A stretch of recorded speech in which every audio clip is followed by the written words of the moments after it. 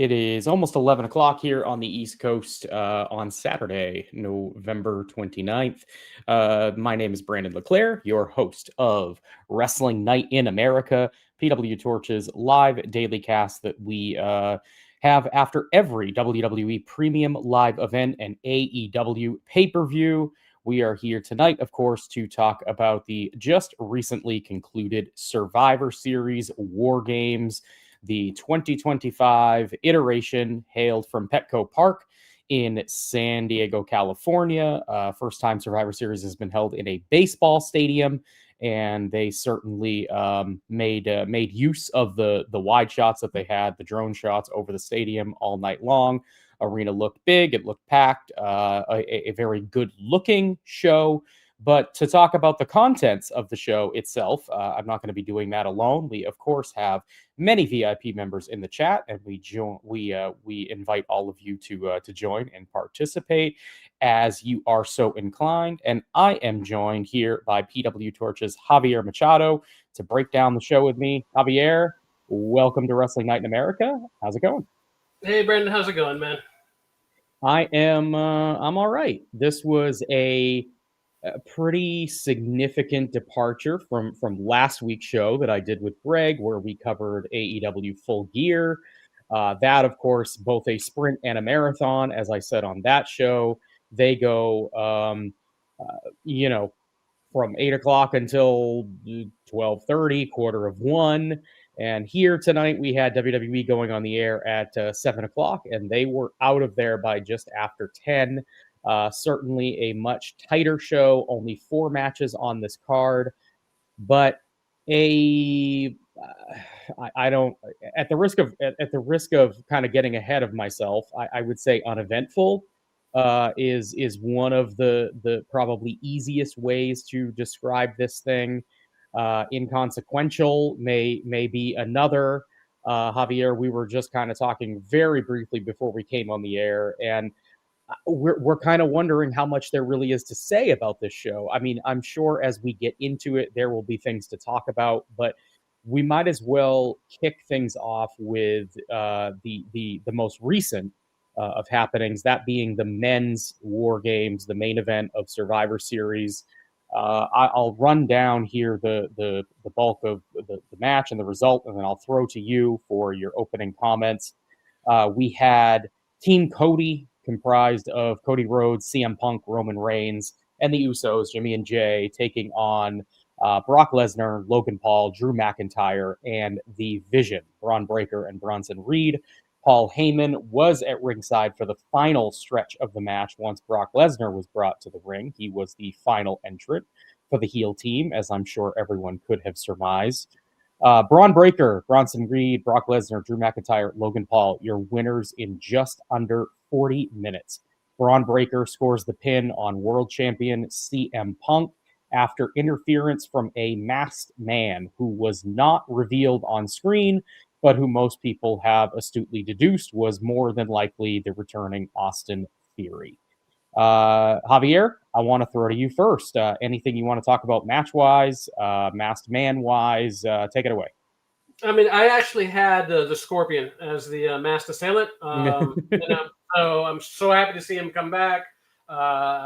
Ric Flair's been talking. He wants one more match. Let's go ahead and do it, bro. Yeah, I mean, it's either a asterisk, we'll fill it in later for like a Jericho, if you want to believe that he can make that kind of climb that fast. So that is one possibility, but Austin Theory to me would be the best choice, and with the athleticism of the person involved, because the only other one would be like maybe Randy Orton. He hasn't been around for a while. Whoever's behind the mask, they could choose at any point. It's kind of like when Stone Cold got run over, who was responsible for that. So yeah, I mean, but Austin Theory makes sense because then he could be just stealing the stomp from Seth Rollins. So yeah, that's pretty much it. I mean, as far as the match is concerned, it was probably the most entertaining of the matches. Another screw job finish inside of inside a War Games match, which is not always ideal. Interesting ending with the Roman Reigns seemingly cool with Punk. I was yelling at my screen when Reigns and Cody were face to face. I was yelling at both of them to punch Punk, please punch Punk. Have it be like a turn on Punk, but no, that didn't happen. Looks like more bad blood between Cody and Reigns, and water under the bridge between Reigns and CM Punk, at least for now. Uh, the match itself, if your goal is to get Braun Breaker over, which it absolutely should be your goal, I think they did a great job. He really stood out in this match. They gave him a lot of moments where he looked like the ultimate badass, which is hard to do when you're in there with Reigns, Cody, Punk, and who am I forgetting? The Usos. Well, and Lesnar. Yeah. Oh, okay. On the other side, like he feels like on that level, Sure. So, and he was given a lot. So that is a perfect. I think they would be happy if that is if that was your main goal going into the show, into the match, you accomplished that. So those are the positives about that. This, other than that, it didn't really feel like it really furthered much. I was hoping to see more interaction between the Usos, particularly Rain and Jay, to see where we're standing there than what was in the match. So that's a little bit of a downer, and because there's a lot of egos, and I think they mentioned that at some point in commentary. I was hoping to get a little bit more of that kind of interaction, but all in all, I think this was a fine match, and I think it was probably the best match of the show, with a little bit of an asterisk because of the screwy finish. But we'll see when the reveal happens. Yeah, it's unfortunately a pretty low bar, match quality wise. I think that you bring up a good point with Breaker. I think if WWE is looking at this through that lens, that this was primarily a vehicle to get Braun Breaker over, then I think they can probably look at it and feel pretty good and view it as a successful creative output. Otherwise, though, I just didn't find a lot of positives to take out of this thing. It felt to me like, for all the talk, and you're right, that Barrett and Cole did about it being this all-star event, this star-studded affair, it really felt like the sum was not greater than the parts. It felt like a lot of the star power got lost in the shuffle, just moving from bit to bit. This match suffered in a way the women's match didn't, in that it felt very much like they were working through beatdown after beatdown. They didn't have a lot of significant spots planned. Instead, you saw whichever team had the advantage was getting a full-fledged beatdown for 2 to 3 minutes until the next guy came in and had the big save for a couple of moments, as he's the fresh guy. You get a ton of momentum, and then you kind of recycle the beatdown, and then you have the next guy come in, and over again until we finally get Lesnar in there. And Lesnar and Reigns, for coming out last, there was that initial reaction to them meeting in the aisleway, which I thought, for the characters that those guys play, was a fitting moment, a good moment for Brock. But by and large, they were very inconsequential in this match. I mean, not involved in the pinfall, not even in the same ring where the pinfall took place. Lesnar taken out a few minutes before the final pinfall by that spear through the table. Reigns had that brief flash of aggression where he kind of took down everybody on the heel team, but they were just kind of lost in the shuffle of everything else going on. And I think that the return of Theory, or whomever it's supposed to be, people in the chat speculating like you did, Javier, looked like Theory tonight. Could it have been intended to be a placeholder for Jericho? Obviously, the body in the ring tonight was not Chris Jericho, but that doesn't mean that a reveal couldn't come at a later time. Regardless, it just felt like a flat finish to me. Maybe that would have been different with a reveal. Although, if it is in fact Austin Theory, I don't see the crowd getting particularly hyped up about that, given the way that Theory was presented. They have a mountain to climb to reframe Austin Theory as a viable piece of this stable.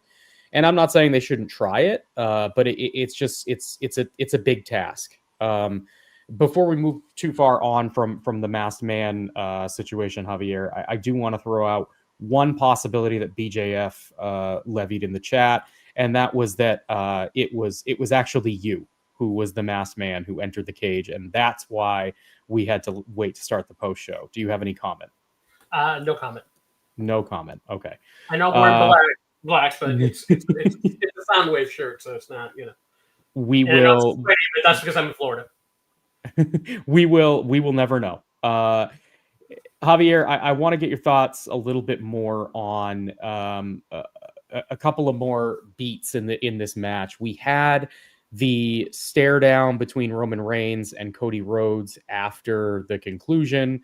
You kind of mentioned already that things seem to be good for the most part between Reigns and Punk. They do a fist bump and a nod of respect, but Reigns tells Cody he never wants to team with him again.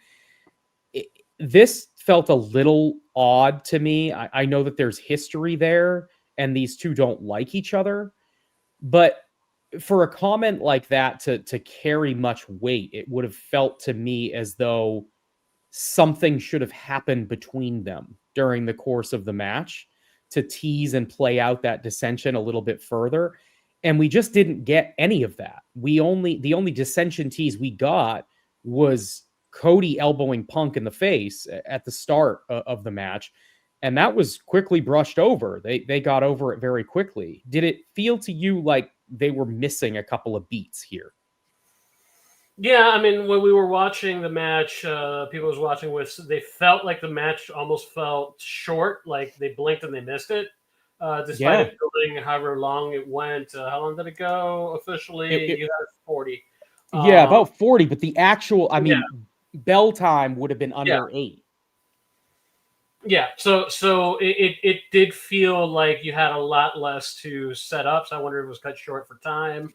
If they had to get out by like 10 or shortly after 10 or something along those lines.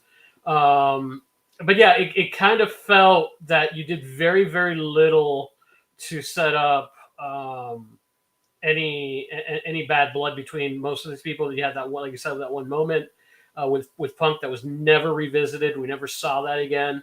And that's kind of felt like it was just going from one spot, one moment to another. Like as neat as it was seeing Roman Reigns do the Superman punches with the brass knuckles that Logan Paul brought in. Just recommendation: the camera guys don't focus in on brass knuckles that are obviously plastic, and still have the flash on them.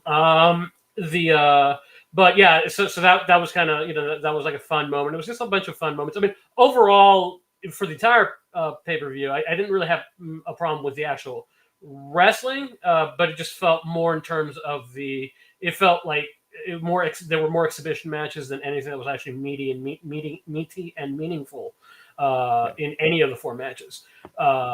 With a couple exceptions here and there. So yeah, that's kind of overall I think my feelings on this one. Yeah, Jack Reeve in the chat bringing up a good point here. Said it's War Games just feels too long before anything consequential happens. And I think that has bore out in these more recent iterations of WWE's version of this match, with the AEW's variety of War Games. Blood and Guts is in a lot of ways, I think, overboard on the level of hyper violence that they include, and then on the other hand, you have the far reaching opposite end of the spectrum where WWE doesn't quite go far enough, and so you end up with these two dichotomous, polar opposite match presentations of the same match, where neither of them are really going where I think would be best for the match, which is not gratuitous gore for the sake of gore and not squeaky clean. Somewhere in the middle, and neither company really seems interested in doing a flavor of this match that way. I thought it was especially noticeable tonight. If you do watch both WWE and AEW, typically AEW's iteration of the War Games match is done during the summer. So there's a lot more time in between when you're seeing WWE's variety and AEW's variety. This year, AEW just did War Games 2 weeks ago. And so these matches are happening in rapid succession. And we've seen 4 of them now in the month of November alone, which to me is a bit overkill if you're watching both companies. I also think that WWE had a really strong concept for this match the first time around when they introduced it to the main roster in Boston, when they had the Bloodline angle going in full swing. This felt a little bit more thrown together, and I feel like over the years, as they've continued this concept, we get more and more of these that feel a little thrown together. The War Games concept now is sort of the one holdover of the gimmick pay-per-views from the Vince McMahon era that I wish Paul Levesque would move on from, but he seems to be a big fan of this format. And at the end of the day, it allows them to get away with some pretty lazy booking because they can just slap together 5 guys and call it a double cage match, and live crowds seem to enjoy it. I mean, this crowd, and we'll get into that in a bit, Javier, I couldn't tell if this crowd was muted or the sound was just escaping because of the baseball stadium. So I didn't want to dog the San Diego crowd for being a bad crowd when I simply don't know what the reactions were like in the stadium. There were times where they were getting up for the main event and for other things, but by and large, it just didn't feel like your typical WWE PLE crowd that was really, really invested and excited for everything. And I don't blame them because it just didn't feel like there was a lot, like you said, of meat to really latch onto here. Yeah, I mean that's what I'm saying. The match is fun and a fun, fun to probably to experience, see it. When the most exciting part for me in the match was when Jey Uso did the play it again thing, Yeah, and they did it in the middle of the match. Like I'm like, okay, this is the most fun part of the match, and people getting into it, and it felt like a party. But you're doing War Games, and like you should be beating up your opponent. exactly. So, Exactly. it's kind of like I call them exhibition matches, like something that you'd see and that wouldn't be aired on TV, which is just to get the fans involved and have a fun, sing a long time, hang out kind of thing where you would see like on a house show. Which is not what you want from War Games and the pay-per-view. So that's what I'm kind of like overall. I would say I was middle of the ground because I think there was some bad stuff, but like the wrestling and the enjoyment and if you like what they like to say, turn your brain off and enjoy it. Mm-hmm. It was still enjoyable with some of the stuff, some of the spots that you saw. But when you're actually looking, if you're looking for something a little more meaty and more like less popcorn flick that you're going to forget in 5 minutes if you move out of theater. That's kind of what this felt like. I mean, I have a hard time remembering the women's match, which again, I don't know if I was on the show last year with the Survivor Series. Also, I had the same problem with last year's, where the women's show was like the women's match was like out of my head by the Yeah. time the thing was over. And same thing here, so because they're also very similar. So yeah, it was just kind of.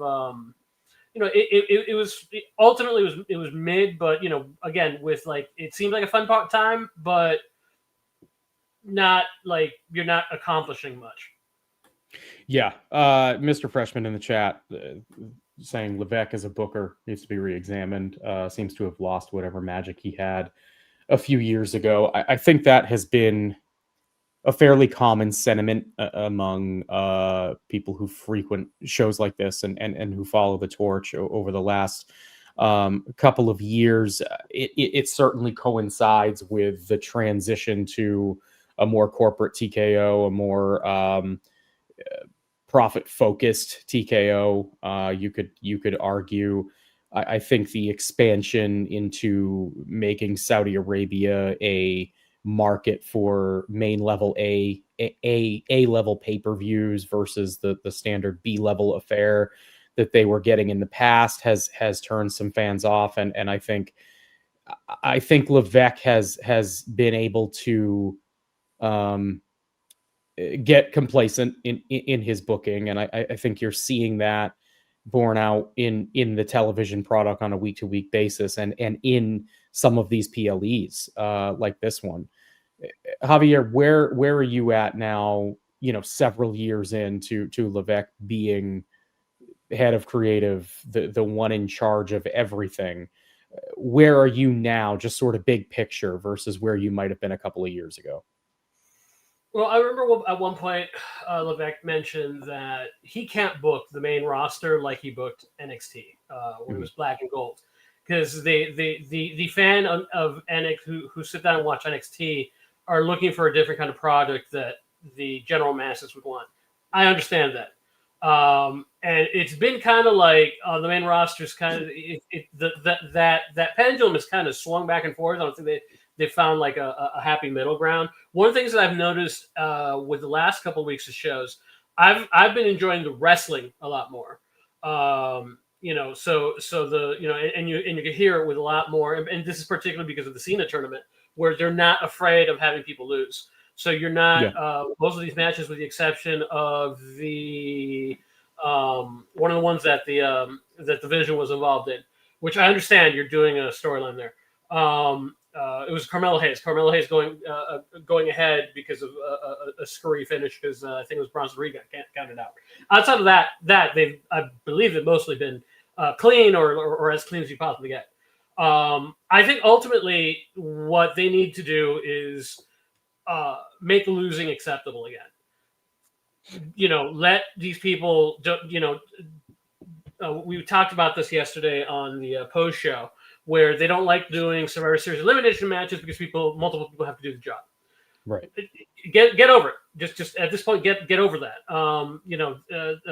Okada during his massive run would take jobs when it made sense in like tournament settings and stuff. Just you didn't lose a title. So just go ahead and you got to make that acceptable again, because when you have, like, for example, the Rusev losing to Jey Uso cleanly, you're also sending a message at that point that Rusev is not someone you should get behind, because we don't care about him, because we didn't create some sort of like convoluted storyline to get him over. Stop that. Stop the he was game, like Sami Zayn when Sami Zayn lost the Survivor Series style 5-on-5 elimination match. He was game. He put up a good show. That also kind of seems lame. Just make it acceptable to have people lose, and I think that goes a long way, because I think ultimately that when you have, since they're falling back on having to have like a excuse on your week to week show for somebody to lose, you start booking all these crazy funky finishes. You have matches that get blown up, like Cody Rhodes and Bronson Reed. Just give us, and the only finishes you're actually giving us are on PLEs that have four to five matches on them.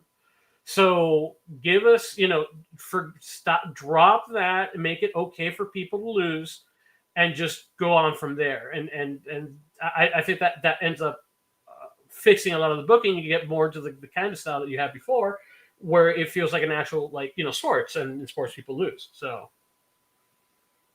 yeah, couple of comments as you were talking there, Javier. Just kind of following in, piggybacking on this. Jack saying WrestleMania 40 was the peak of Levesque storytelling and building, and they haven't gotten anywhere consistent as far as enjoyment or storytelling since then. I think that's a pretty common consensus. Piledriver Pete saying a lot changed when The Rock stuck his nose in the main event storylines.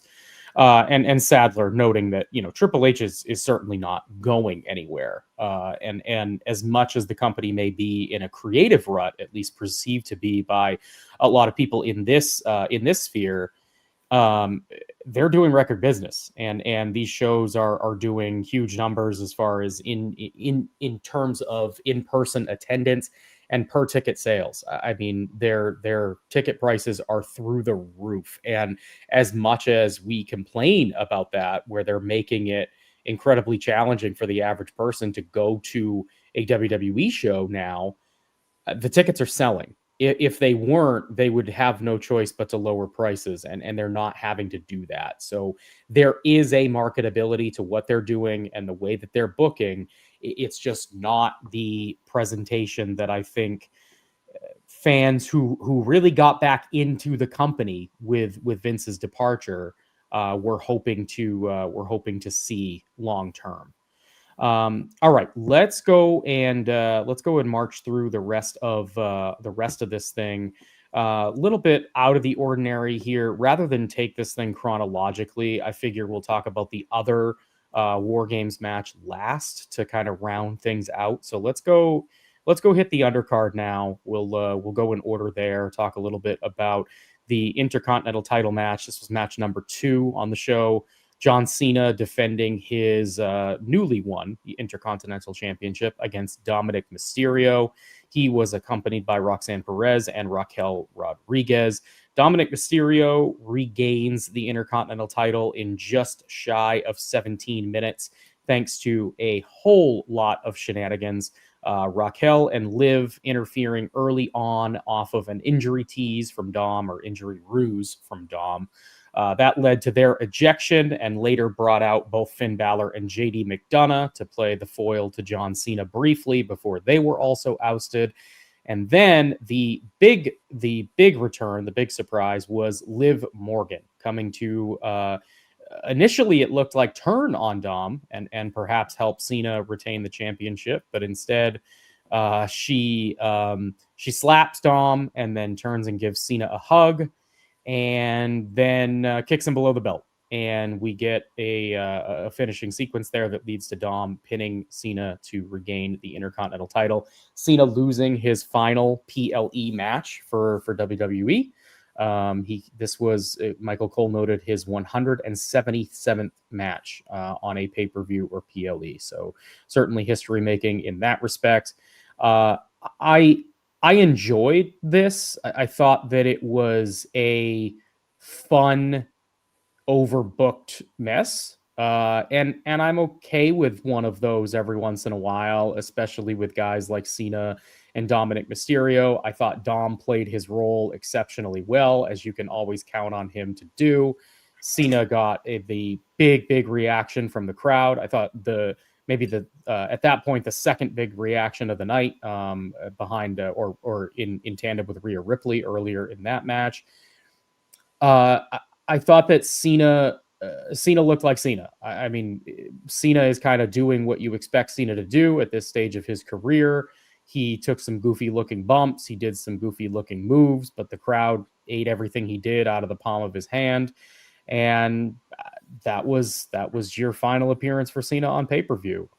Dom seemed like the obvious and logical winner here. They needed to get the title back onto him, get it off of Cena, unless they intended to have him retire with it, but that didn't seem likely. So I thought it was smart to save Liv Morgan's return for this moment, because I think if you're going to have Dom beat Cena right now, it needs to be in a memorable way. And I don't think that doing it with just the Judgment Day would have been sufficient. I think you needed that extra added flair of Liv Morgan making her return. Javier, I'll throw to you on the Liv Morgan return and the match itself. Yeah, I agree with what you're saying. The only other way that I think you could make it memorable, if it were just like a straight up Eddie Guerrero style cheat, and tie that into that. But that risks making Dominic more babyface. So, but overall, yeah. I mean, I figured there were going to be. I kind of wish that the cheating were a little bit more creative, and there'd be more creative spots into that. But it is what it is. Cena also did not seem like he was taking this match seriously, like he's done a lot of the other ones. But he also wasn't a clown. So again, falls into what I'd say like it's an exhibition style match. So except for the finish, I was fine with it, for what it was. The finish just pissed me off because the whole her attacking Dom, it was just a swerve for swerve's sake. Yeah, I don't think there's anything logical about how you could explain that to happen. And it's not only that, because the one thing that my brother brought this up when we watched it, it was in my mind too, but I think it's a lot more important to mention. When she hugs Cena, it's the same scene from when Cena hugged Cody Rhodes, where Mhm. when Cena turned heel, and then he hugged Cody Rhodes, and then got the thumbs down from The Rock. I was kind of expecting to see The Rock standing at the on the stage giving Liv Morgan thumbs down when I saw it. So it was pretty obvious a callback to that moment, and but it was just sacrificing logic for the sake of a moment that I don't think that many people would have gotten, and not one that you want to remember, because I don't think that that Cena heel run and that Cena moment really matters, unless you're going to follow this up with The Rock saying, "Hey, Liv Morgan, you helped my boy Dominic Mysterio work, because Dominic is the one who sold his soul to me." Unless that is the direction you're going, there is absolutely no reason to do this other than to swerve the audience. An audience that thinks that, well, they're likely going to have a split up because you got Roxanne Perez, and they're likely going to be doing something between Liv Morgan and Roxanne Perez. So hey, maybe because that was my first thought when she came on and decked Dominic, was like, oh, so does she know that something that with that between Perez and Dominic, and does she has Raquel Rodriguez been feeding her Liv Morgan information? And so that was my thought, which would, hey, a perfect fast forward that storyline. That's what you want to do, which we're going to get. We're likely going to get to anyway. But yeah, I mean but otherwise it was just. But ultimately it was a swerve for a swerve, and it was dumb. It was just dumb, frustrating for no reason. So other than say, but yeah, that ending like really soured me for a lot of what came after that. So. Yeah, you're absolutely right. It's a swerve for the sake of a swerve. WWE has been guilty of doing this. AEW has been guilty of doing this very frequently. It just it's low IQ type of booking where they want a reaction. Jack pointing out that it's for streamers for that want the over the top reaction shots that they can put in their quick video clips, and they can throw in the raw recap video. That's exactly the kind of thing that WWE hopes to get from these types of moves that are sort of it's the quick sugar rush, the quick sugar rush with no real payoff. That they would have been better off just having Liv come in the ring and stare Dom down and then turn and kick Cena.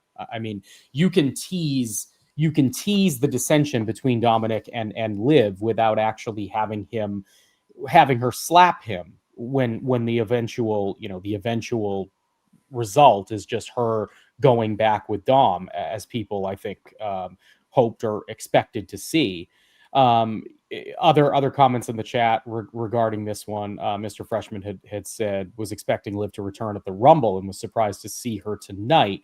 And Tilt noting that, and I think this is a good thing to point out, with the Rumble being in Saudi Arabia, it's going to be really hard for them to have surprises. The savvy fans online are going to have a pretty good idea of who travels with the company, presumably, and who is seen out and about. So it's going to be hard for them to keep many appearances secret, I would imagine.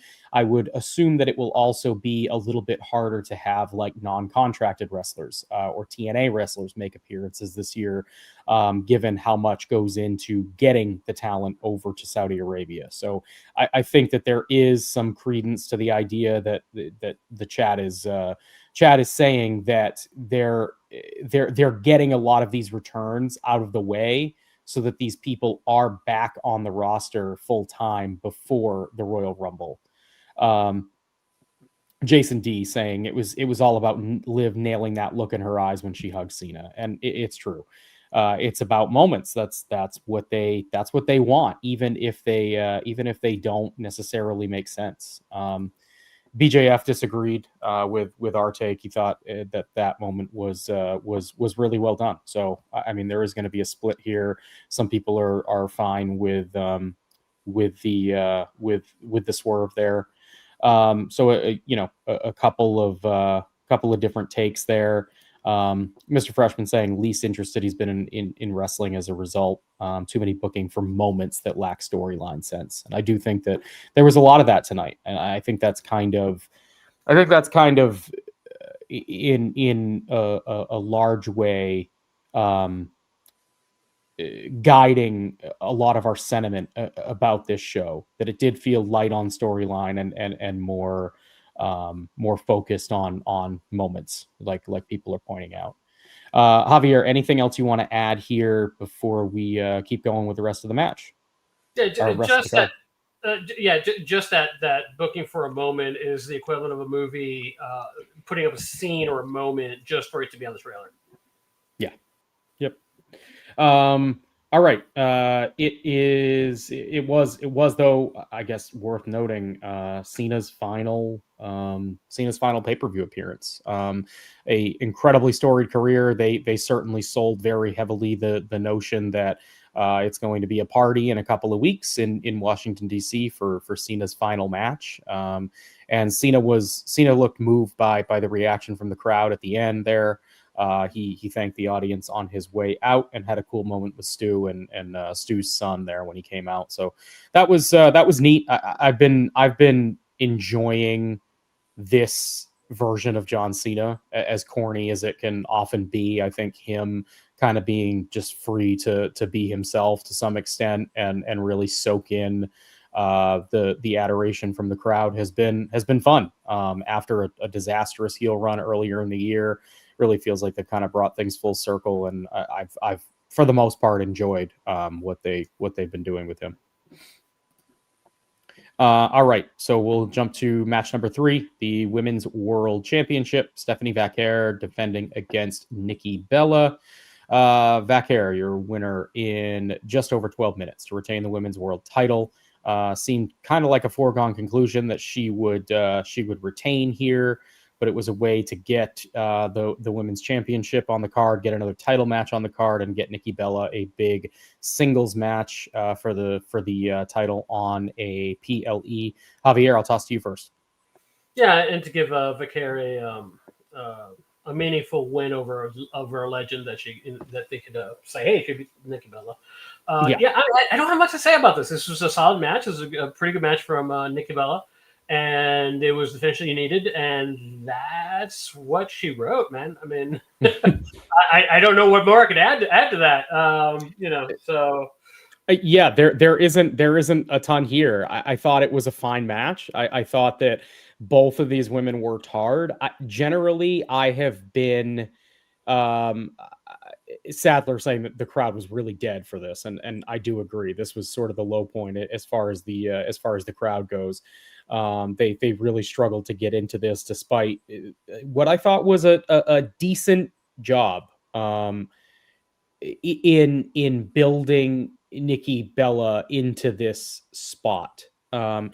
I've enjoyed Bella's work both as a friend to Vaquer and as her partner in a feud. I thought she's done, for the most part, good work. And I think that she has sort of merged into this new era of women's wrestling in WWE relatively well. And I'm glad that she's getting a chance to kind of go out on her own terms and do this. And looks like she's having a great time doing it. This was a fine match to have on this particular show. It served as the come down match here.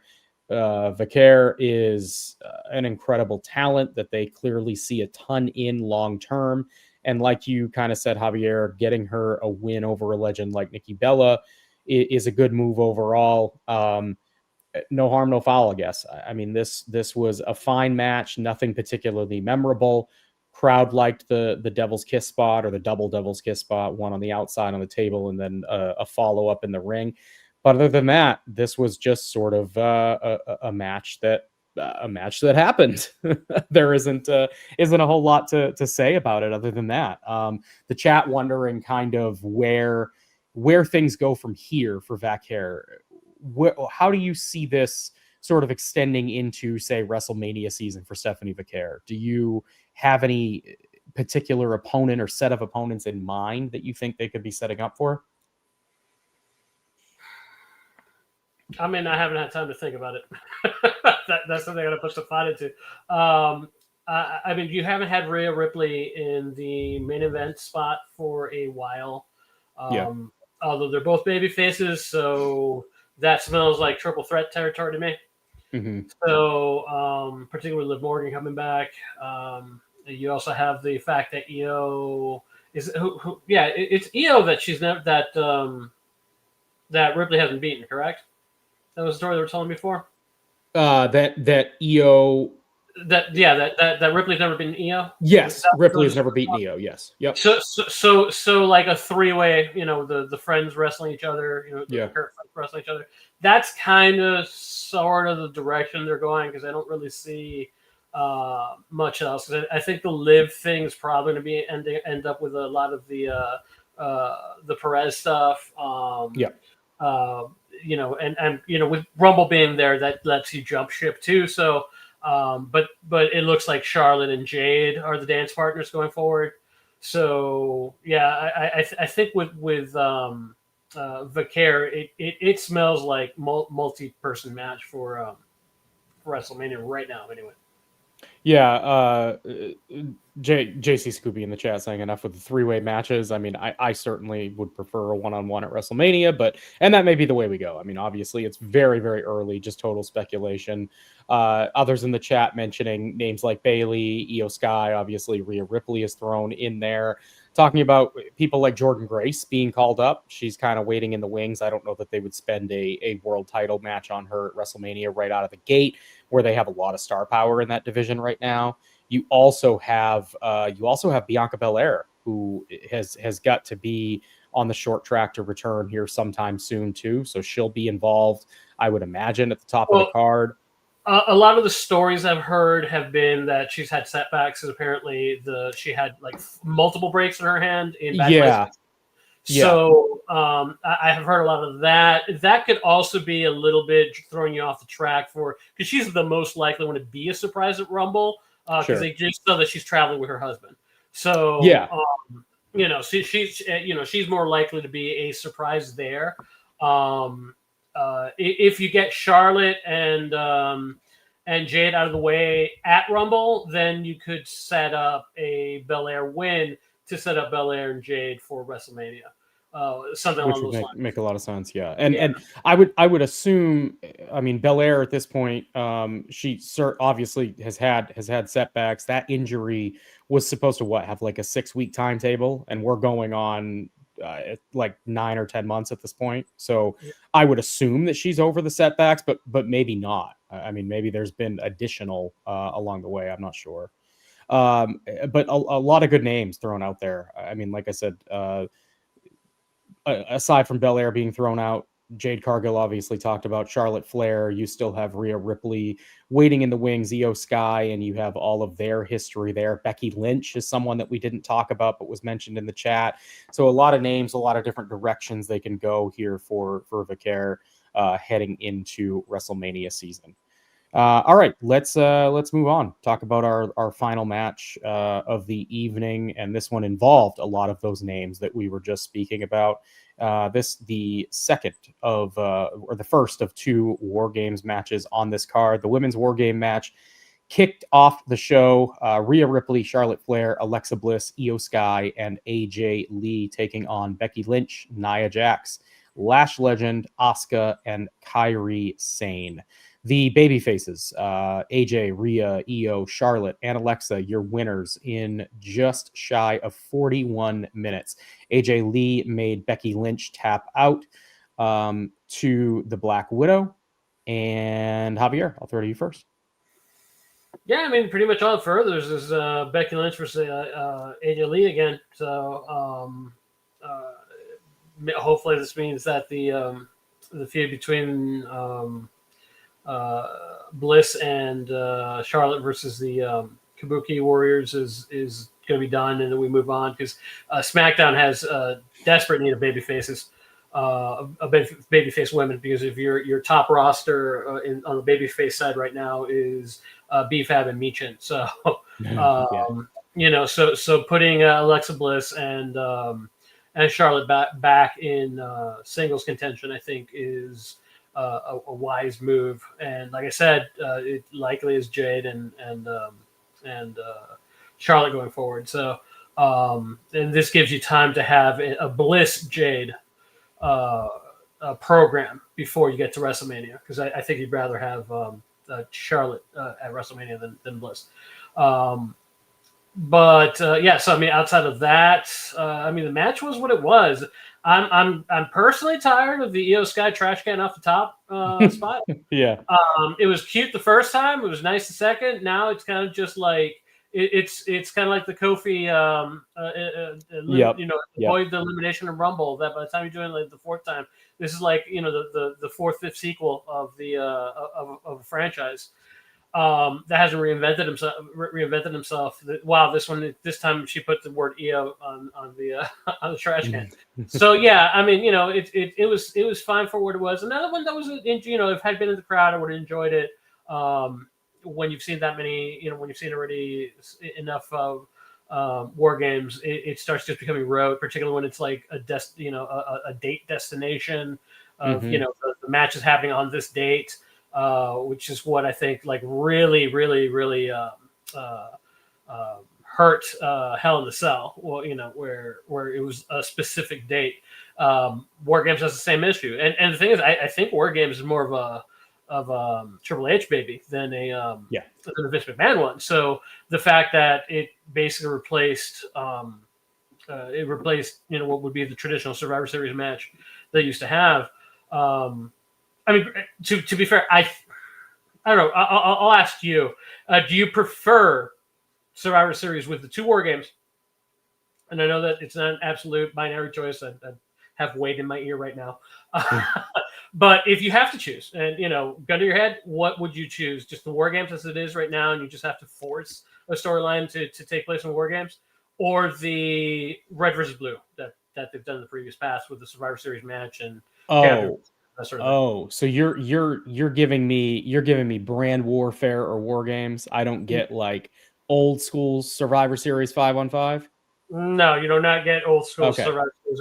Okay. Then I'm going. That's the easy choice. Yeah, I'm going with War Games because there's no concept that WWE puts out that I dislike more than brand warfare. I think it is the dumbest, lamest, just poorest excuse to take a month off of using your brain to book a show. I detested brand warfare. I could barely get through those months of TV. Like in some ways it almost felt like you got a free month to kind of like catch your breath from wrestling a little bit, because you really just didn't even need to watch or pay attention if you didn't want to, because you knew that the night after Survivor Series, none of it was going to mean a single thing. So no, I will absolutely take this iteration War Games, even if it is shoehorned, even if they have to force the concept. I'll take it all day, every day over brand warfare.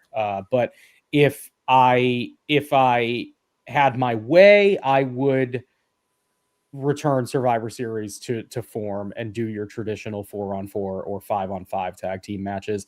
I think even if you have to shoehorn teams together for that, it is less damaging and less consequential than putting together this hyper violent cage match that you have to sell as this incredibly dangerous thing that changes careers, when we all see every year that both matches are pretty standard fare. Nobody's taking any real unnecessary risks. It's at its most violent end, a very standard WWE style hardcore match. So yeah, I mean, my vote is certainly for traditional 5-on-5 or 4-on-4, but with brand warfare, no, I'll take War Games. What about you? Yeah, I mean, yeah, I agree. Because the War Games takes it to another level. I would probably at this point prefer the Survivor Series 5-on-5 kind of match. The one, I think it was one that was brand warfare, but had the NXT people involved. Where you had a showcase of that cool showcase of Roman Reigns versus Keith Lee. Back up. Yeah. I kind of I like that. I like the idea of having like an up and coming Intercontinental Champion face off against a powerful. That was kind of like the appeal to me of the original Survivor Series. Survivor Series is just a beast of a pay-per-view to book because that 5-on-5 match just is essentially you run the same issues as the War Games, except War Sure, Games yeah. you're just not hurting yourself as bad. And I think it works better in an era where hell, I mean, it would work better in AEW Survivor Series because they have so many factions that you Yeah. could just have, you just have faction warfare, Yeah. against each other. But yeah, I mean, it's always a beast that the Survivor Series pay per view, and I know I understand it's like as the big four, it's suffered a few times over throughout the years, which is why it's always tried to reinvent itself. Where like there was a period where you only have the one Survivor Series style match, and everything else was just like a regular pay per view. Then you went to the brand versus brand era and stuff like that. I get it. It's a bear to also keep interest, but I don't like the idea of like a hyper violent match to be a destination, except for the elimination chamber, because that's that has a result of the winner. Right. Has it? Yep. A clear. Yeah. Yeah. Sadler saying that just make it a normal pay-per-view, 4-on-4 and 5-on-5, like you kind of said, Javier.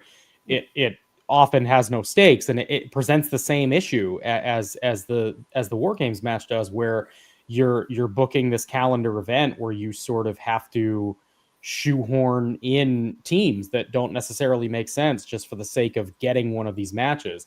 I think the best versions of the traditional Survivor Series matches have been when there are stakes attached to the match. Like you think like 2001 when it's WWE versus WCW and you're looking at control over the company, or 2014 Dolph Ziggler's big moment where Sting helps Team WWE win over Team Authority. Those are often very memorable, but when you don't have that situation that is sort of coming to a head organically around the time of Survivor Series, you are left with matches that feel very inconsequential, whether they are 4-on-4, 5-on-5 traditional, or they are these War Games matches. And I think this year, more so than any of the other years that they have had this concept so far, have really both really suffered from that notion. There just really wasn't anything at stake here. There was nothing significant. And it's crazy to think that a match that involves Cody Rhodes, CM Punk, and Roman Reigns wrestling on the same team can feel as inconsequential as it did. At least looking back at 2023, for example, you had CM Punk's return at the end of the show, sort of bookending things and creating that huge moment to send the crowd home happy. I don't remember. I couldn't even tell you anybody that wrestled in that match other than Randy Orton and Seth Rollins because of their reactions 2 years ago. But largely, you just kind of forget about these War Games matches the night after they happen because they don't matter.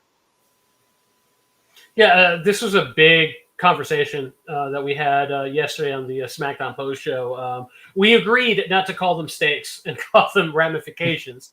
Because stakes says the winner does not get to challenge for the title ever again, that kind of stuff. But more ramifications, and outside in the men's match, outside of the the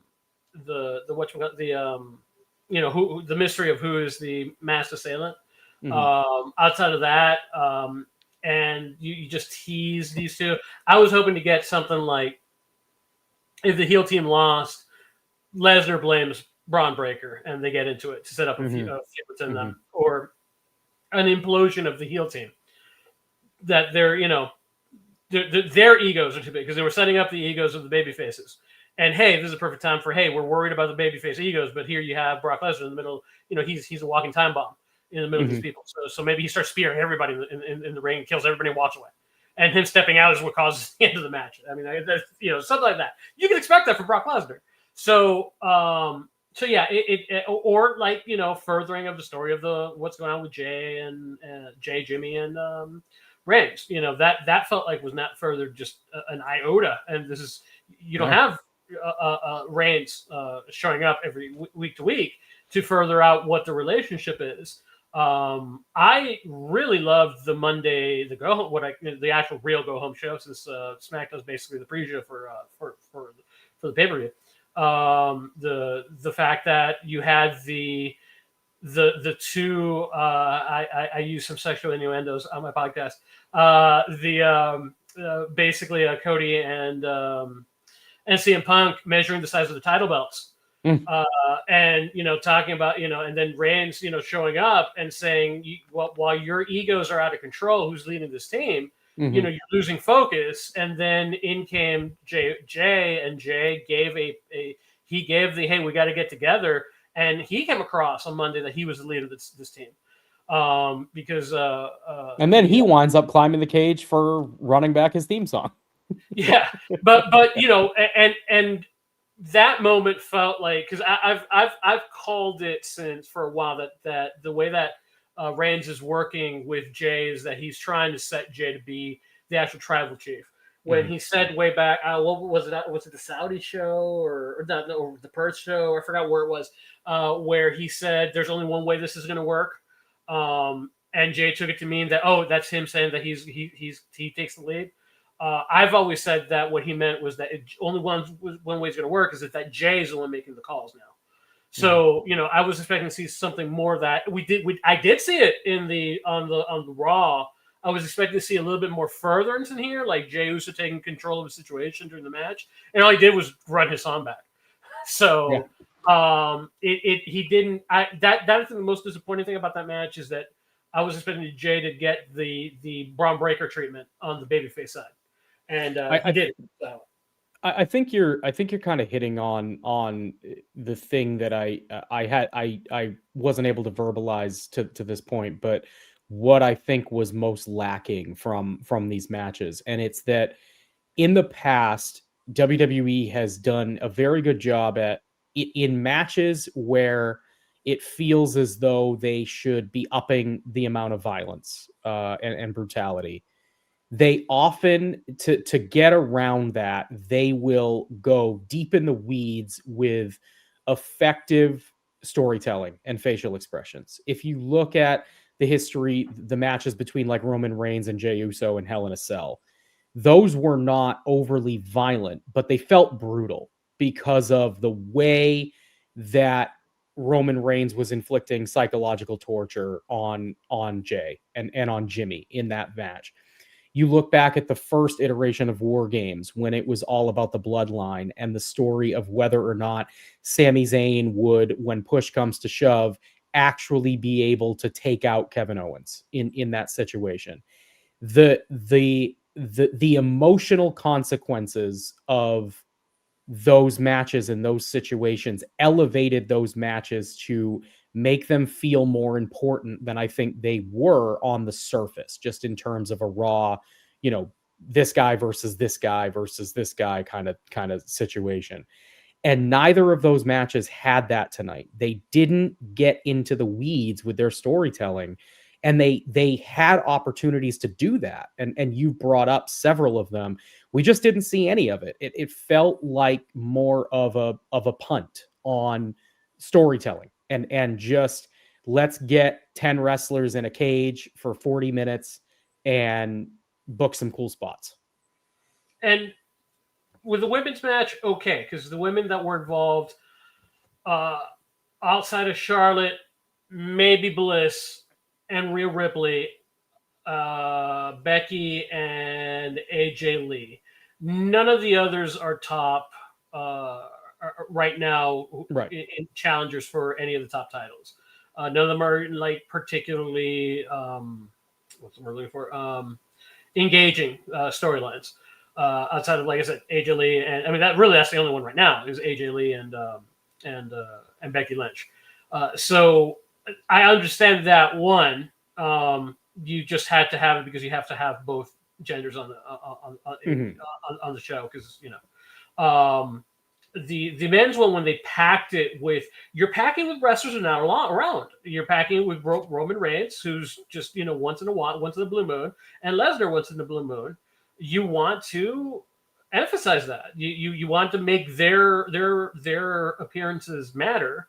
If Brock Lesnar for now until WrestleMania is going to be one of the 5 people hanging out in a camera shot with the Vision, then great.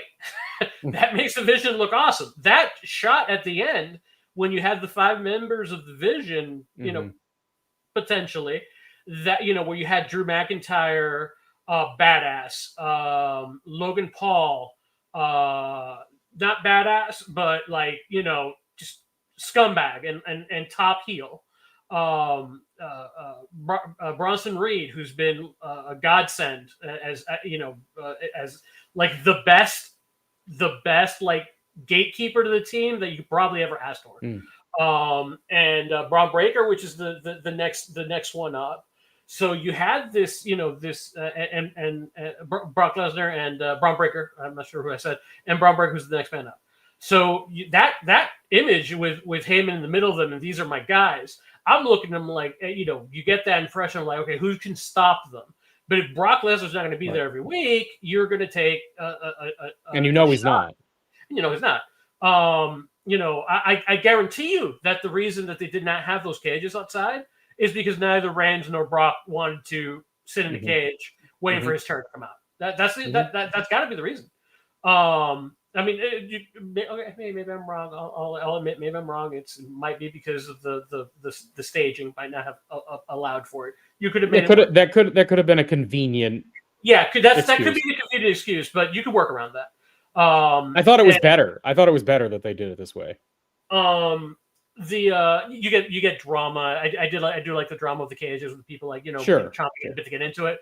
But and I'm sure that Reigns would be game, but Lesnar, there's no way Lesnar would sit out there for 20 minutes just biding his time. Come on, and no way he's gonna be the first one in the match either. No.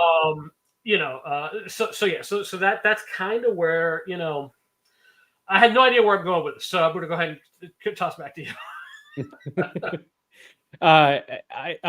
Only other things I think we need to touch on here. We've covered the main event, I think, pretty significantly. I did want to mention I was impressed by Becky Lynch's work in the women's match. I continue to get a kick out of this character. If you have been following her antics on social media, she's gone like full Donald Trump and is speaking in his manner, all caps, thanking people for their attention, calling out specific people, asking for their jobs or to be suspended. She's doing some fun work that I've appreciated, and I thought she was a fun heel in this match who got her comeuppance in a lot of intriguing and fun ways. I think that she is one of the best things going on this in this company right now. I just think that she's someone who truly gets it. I gave up on the whole what she was, who she was mimicking, because I brought that up a while ago, particularly when he was saying, I'm not the one who's saying it, other people are saying it. That's something he does a lot. So I picked up on that. But she then in the following weeks that followed, that was the only thing she was saying, and she wasn't really continuing it until the rundown that she just did on the Go Home show, where she went down the entire list and gave everybody like, hey, you're great at this, but man, you haven't. I'm the only one who won 10. It's not even 10. It's been a 10. I'm the only one who won 10. And you, Oscar, you've won one. But you've lost like 5. So, I dig what she was doing. My niece was there watching that match, and she's not a super wrestling fan, and she's calling out all the stupid. It's like, why isn't she attacking her? She has her down. Why is she attacking her? Why did she go down with just one punch? That's stupid. She's weak. And I'm cutting out all the expletives she was saying. So. But yeah, that was fun watching it through her eyes. Someone who's not into wrestling and calling out all the illogics that we take for granted. Sadler noting one of the funnier comments she's made. She's told Cole that she has won 100% of her matches that weren't rigged against her, which is it's been fun. I think Becky is Becky's a joy to watch when she's clearly having fun, and she has very clearly been having a great time on this run. So that was certainly one of the highlights for me. Only other thing I wanted to bring up, Javier, that we didn't touch on, you brought up at the start of the show, Braun Breaker. The match was largely used as a vehicle to get him over. That was almost derailed early on in the match when he took a nasty bump on that Doomsday device. And they kept the camera off of him for long enough that I started to wonder if there was a serious problem. Thankfully, he got up, seemed relatively unfazed by it after a few minutes. But man, that initial landing when he rolled over and popped up, that was not wrestling selling. That was, oh crap, I might have messed myself up here. Yeah. Remind me of Dominic, because there's something I missed on that. And I want to get back to that. Yeah, that was something that, and there were a couple spots on the night, because was that the moment that might have been it might have been a later spot where it was I think it was a dive or something, and the person came in kind of like angled downwards. And by that point, I'm like, this is like the 5th time that a wrestler on the show has decided to start taking the bump on their head.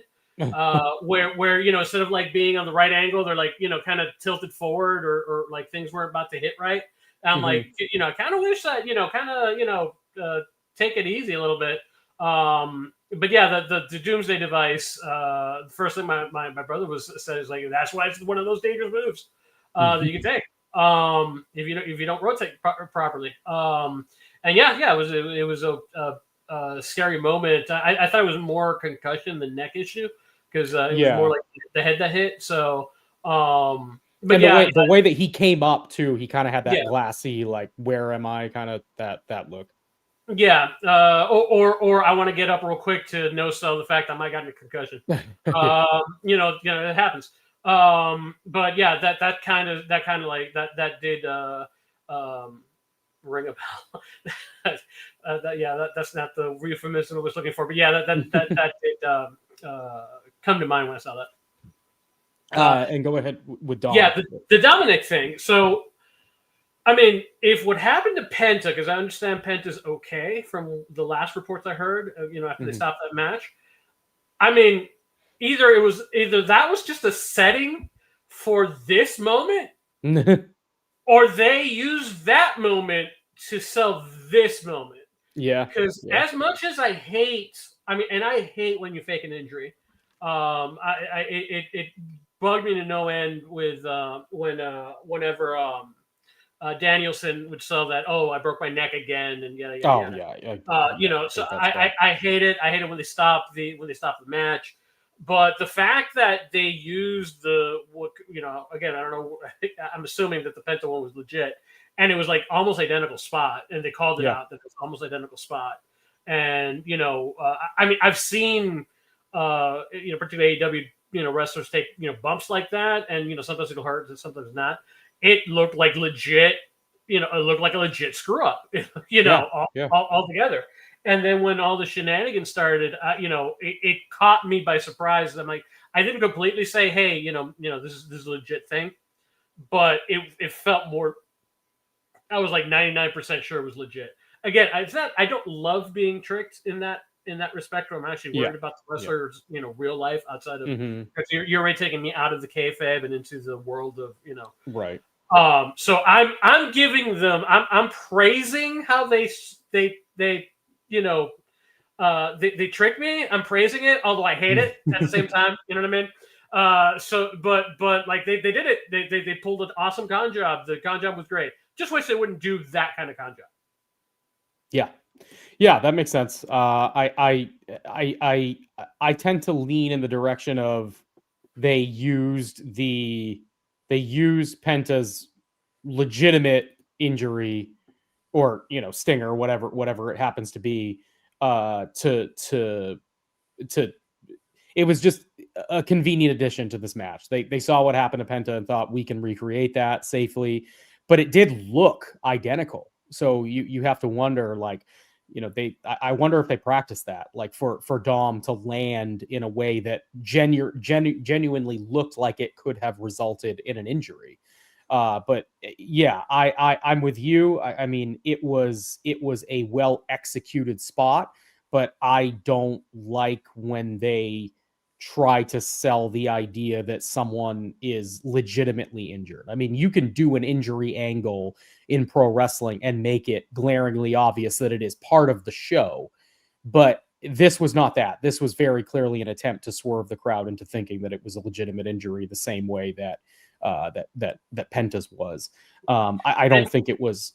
Go ahead. Yeah, and what ameliorates it is because it's the Penta thing, and this thing looked like it was a shoulder thing. Yeah, We're going to be a lot less worried about that. Even if he has to go to surgery for a couple months, and yeah, it sucks. It's sure. different when you're doing like you broke my neck and I Yes, can't run, which is a story that yeah. So yeah, that we're like, oh my god, his fingers are not moving when they go to that. Completely different scenario than when AEW was doing this kind of thing with Danielson. Completely agree. Cool, Javier. Anything else you want to throw in here about this show before I do a quick VIP plug here? No. I mean, I think we said what we said. What I have to say again. I put it thumbs in the middle just because the experience was fine. It was good, decent wrestling. I wasn't bored with the stuff that we saw. But again, a lot of the finishes and a lot of the meaning behind the pay-per-view, it was an easily skippable pay-per-view. So, and when you have like War Games, you don't want that to be a skippable pay-per-view.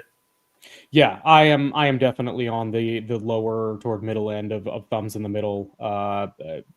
Forgettable show to me overall, even with Liv Morgan's return, with the masked assailant showing up to cost the babyface team the War Games match in the main event. Just not enough here for you to sink your teeth into to make me really feel like we got a consequential show out of it. I don't feel like I wasted my time. I mean, it's a fine use of 3 hours on a Saturday night, but not a show that I have any desire to go back and watch again or relive. All right, Javier, gonna talk about some VIP stuff here real quick before we sign off. It is, of course, a great time to become a PWTorch VIP member. You can do so by going to pwtorch.com/go VIP. That gets you ad-free podcast, VIP-only podcast, 35 years of the podcast and newsletter archives. You get the weekly PDF newsletter, all the back issues, an ad-free version of the site, which is where you can find my report for PWTorch, covering Survivor Series tonight and AEW pay-per-views, other WWE PLEs. They're all up there. The VIP subscription also gets you access to the Wade Keller Hotline, the post-event roundtable podcast, which Wade and company were recording when we went live on the air. So that would mean that it is likely available in your VIP feed now, so you can see what Wade and others thought about the show. That gets you the Fix with Todd Martin, one of PWTorch's signature flagship shows. Everything with Rich Fan, Greg Parks Out Loud. Greg, a frequent and beloved co-host here on Wrestling Night in America, former host of the show. That is where he reads his column for PWTorch out loud in audio format. And I believe, as far as I know, this is still running. Wade has not told me otherwise, but there is a VIP sale going on for the month of November. It is, of course, Black Friday weekend. So perfect time for a sale like this. Perfect time to check out a subscription if you have not previously done so. The code NOV 2025 gets you $9 off a full VIP sub for a month. That means 1 month costs only $3.99 with no further obligation. You can also, if you want to get yourself a longer subscription, you can apply that discount to the 3-month and 12-month variety of the subscription as well. So a fantastic chance to take a good deal on PWTorch's VIP offerings. And Javier, I'll give you an opportunity to go ahead and plug what you do for the Torch. Yeah, I do the Acknowledge WWE pay-per-view just to talk about Acknowledge WWE. Obviously, so WWE. Sorry, it's getting late. I'm starting to lose it. Yeah, I'm going to just talk about stuff that's going on in WWE. So we'll be, I guess, I will be talking to Mike Myers. I believe he's scheduled for next week, and we'll be getting his opinions on the Survivor Series. So And I'll probably be repeating everything I said here too. So, but check me out on that anyway. And yeah, so Cool. Thanks, Javier. Always great to have you. thanks. Have a good one. And one more quick note here before I sign off. You can, of course, find my coverage for PWTorch right on the VIP site and the free site. I cover the AEW pay-per-views and WWE premium live events, including tonight's Survivor Series. However, I kicked Javier off just to make one final announcement. I didn't want to leave him on stage and spring this on him live, so figured I would do it solo. Next month's AEW World's End will be my final night hosting Wrestling Night in America for PWTorch, and also my final pay-per-view live report. So we just wrapped up Survivor Series. This is my final Wrestling Night in America on the WWE side. I have one show left, and that will be at the end of December for World's End. So I don't know right now what the future of the show is. I am not privy to that information yet, but I will be stepping down from hosting duties. Lots of life changes coming my way in the new year. All good things. I'm getting married next year. A lot of stuff going into planning that, and also in the midst of building a house. And there are just so many things to take care of. So not as much time for wrestling for me these days. A lot of stuff going on in my personal life, but all good things, thankfully.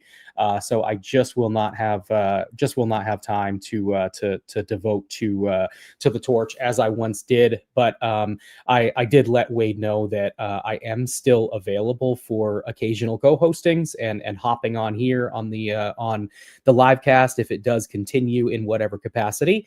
So it's been a great run for me. I have enjoyed hosting this show for the last year, co-hosting it with Greg for a year prior to that, and this past May marks 6 years overall with the Torch, either covering SmackDown or the pay-per-view. So it's been a long and fun run. I'm sure that I will be sticking around in some capacity.